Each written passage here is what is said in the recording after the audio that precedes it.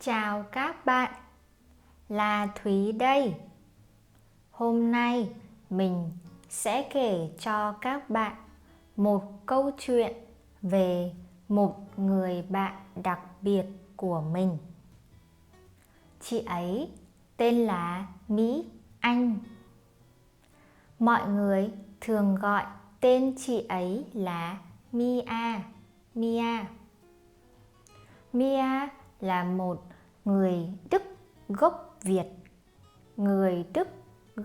Việt, hoặc còn gọi là Việt kiều Đức. Vì Mia có bố mẹ là người Việt Nam, nhưng chị ấy sinh ra và lớn lên ở Đức. Mia là một con người của nghệ thuật. Chị ấy thích vẽ, thích nhiếp ảnh và sáng tạo nhiều thứ có ích cũng như vô ích. Mia cũng có một tâm hồn ăn uống, vì mỗi khi nói chuyện về đồ ăn là mắt sáng lên.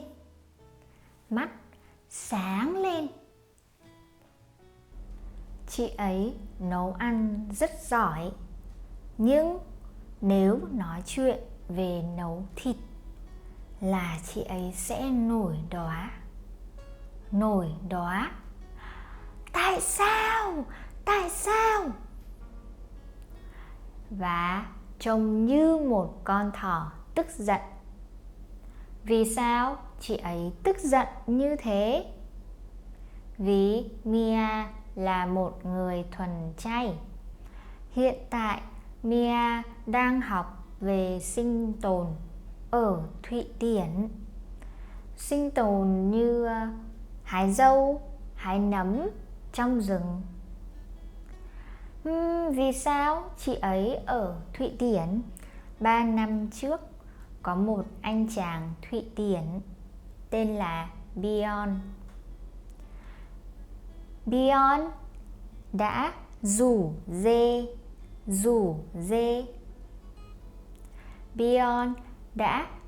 dê Mia đến Stockholm.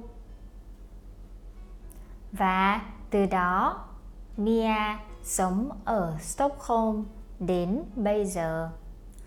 Có điều đặc biệt là Mia không sống ở trong một căn hộ hay một ngôi nhà, mà Mia đang sống ở trong một cái ô tô. Đúng, gia đình nhỏ của Mia đang sống ở trong một cái ô tô, vì họ thích có thể đi mọi nơi họ muốn, dừng ở mọi nơi họ muốn. Đơn giản như khi ăn sáng cũng phải đỗ xe ở bìa rừng. Mia có một con chó tên là Illy.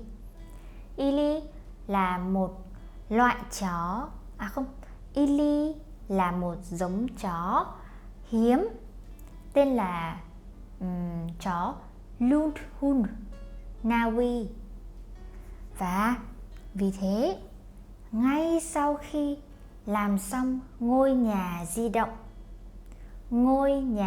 động là cái ô tô mà Mia biến thành ngôi nhà, Mia và Bjorn đã quyết định đi du lịch ở Na Uy.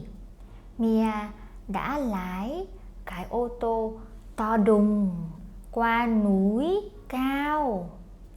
Người Na Uy gọi những ngọn núi cao hùng vĩ đó là những người khổng lồ. Có lẽ Mia nghĩ rằng chị ấy đang chinh phục họ. Chị ấy đang chinh phục những người khổng lồ đó. Siêu.